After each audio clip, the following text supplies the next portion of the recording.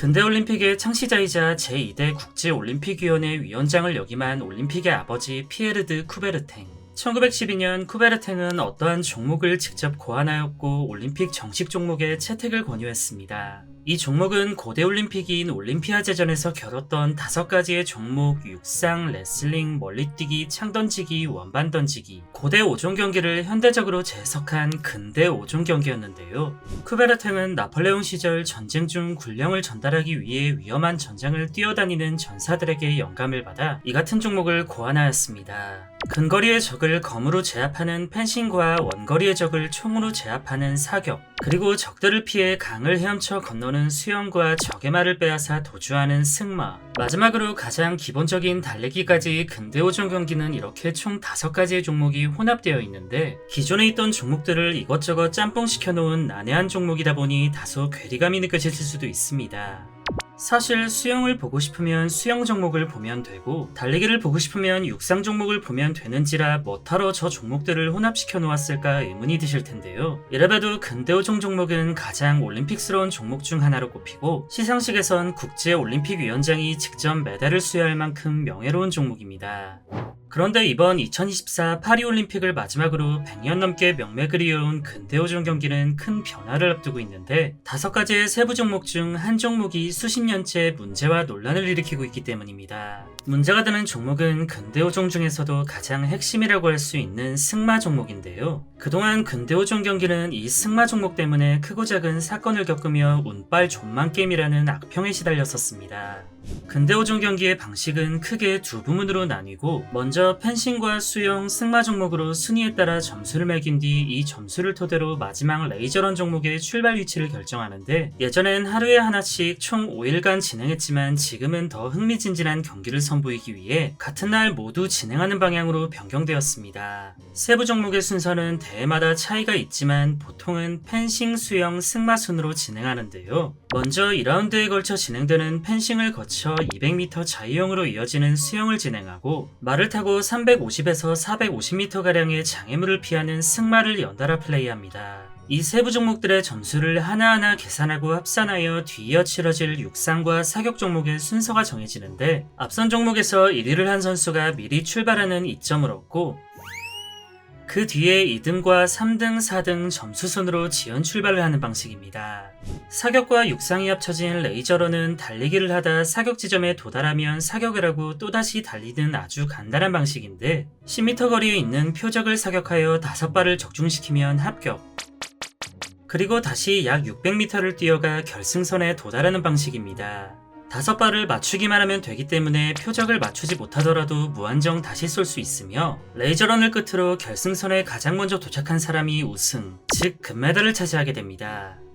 5가지 세부 종목의 합산 점수로 우승자를 정하는 것이 아니라 가장 먼저 결승선에 들어오는 사람이 우승하는 방식이다 보니 앞서 진행한 펜싱과 수영, 승마의 성적으로 정해지는 마지막 레이저런의 출발 순서가 그 무엇보다 중요하게 작용하는데요. 여기서 문제가 되는 것이 바로 저 승마였습니다. 근대 5종의 세부 종목 승마는 올림픽 기준 300점으로 시작하고 12개의 장애물을 넘어야 하는데 이때 말이 장애물을 넘지 못했을 경우 7점 감점, 말에서 떨어지거나 말이 점프를 하지 않을 경우 10점 감점, 제한 시간을 넘길 경우 초당 1점씩 감점, 말에서 2번 이상 떨어지거나 말이 4번 이상의 지시를 거부할 경우 그대로 0점 처리가 되는 냉혹한 방식입니다. 여기서 문제는 함께하는 이 말들을 경기 20분 전 추첨을 통해 무작위로 배정한다는 것인데요. 이 말은 선수들이 말에게 적응할 시간이 고작 20분밖에 되지 않는다는 의미가 됩니다.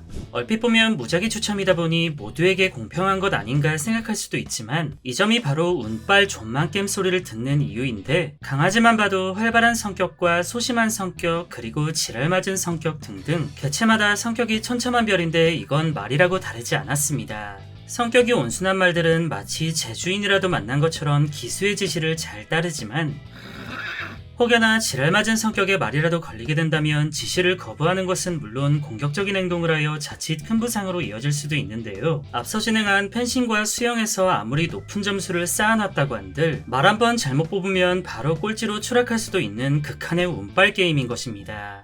실제로 2020 도쿄올림픽 근대오종 경기에서 이와 관련된 큰 사건이 있었는데 앞선 세부 종목에서 압도적인 성적으로 1위를 기록하고 있던 독일의 아니카 슐르 선수는 말 한 번 잘못 뽑아서 한순간에 31위로 떨어졌습니다. 이때 선수가 배정받은 세인트보이라는 말은 시작부터 기수의 지시를 거부했고 경기는 이미 진행 중이었지만 1분 동안 미동도 하지 않았는데요. 겨우겨우 달래서 움직이기 시작했지만 이후에도 장애물을 걷어찬다거나 점프를 거부하는 등 기수의 지시를 전혀 따르지 않았습니다. 결국 유력 메달 후보였던 아니카 슐르 선수는 허탈함에 울음을 참지 못했고 말 한 번 잘못 뽑은 죄로 광탈이라는 안타까운 결과를 받아야 했습니다. 근대오종 승마에 관한 이러한 논란은 처음 종목이 채택된 1912년 스톡홀름 하계올림픽부터 이미 말이 많았었는데 당시 개최국인 스웨덴 올림픽 주최 측은 선수가 직접 자신의 말을 가져오는 것을 주장, 이 종목을 직접 고안한 쿠베르탱은 무작위로 추첨하는 지금의 방식을 주장했었습니다. 도대체 왜 이런 방식을 채택했는지 이해가 되지 않으시겠지만 이는 생각보다 중요한 문제였는데요. 처음에 말씀드린 것처럼 근대오종에서의 승마는 적의 말을 빼앗아 탄다는 것이 그 무엇보다 상징적인 요소였습니다. 만약 기수에게 익숙한 본인의 말과 함께한다면 근대오종의 기원 자체가 무너지는 꼴이 될 수 있어 쿠베르탱은 지금의 방식을 고수한 것인데 시간이 지나 올림픽의 가치가 커지고 선수들의 노력이 더욱 조명되면서 기존 방식에 대한 논란은 끊이질 않았습니다. 하지만 세부 종목인 승마는 근대오종의 핵심 중의 핵심이라 수많은 논란에도 불구하고 그동안 룰 변경이 쉽지 않았었는데요.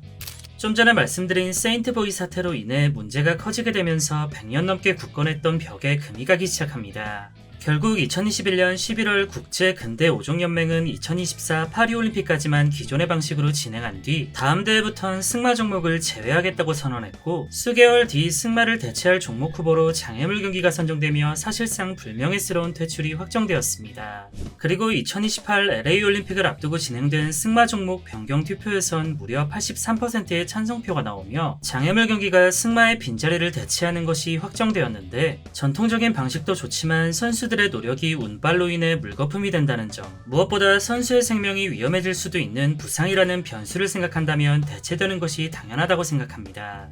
여담으로 근대오종과는 결이 조금 다르지만 또 다른 종목 중 서핑 종목 또한 운빨 요소가 굉장히 크게 작용하는데요. 바다라는 자연 공간에서 진행되는 스포츠다 보니 경기 중에 상어가 나타나 선수를 습격하는 경우도 있었고 파도의 흐름이 제각각이다 보니 어떤 파도를 만나냐에 따라 성적이 달라진다고 합니다. 그래도 무작위로 말이 배정되는 근대오종과는 다르게 서핑의 경우 선수가 직접 원하는 파도를 고를 수 있어 애초에 파도를 고르는 능력 또한 개인의 역량으로 본다고 합니다.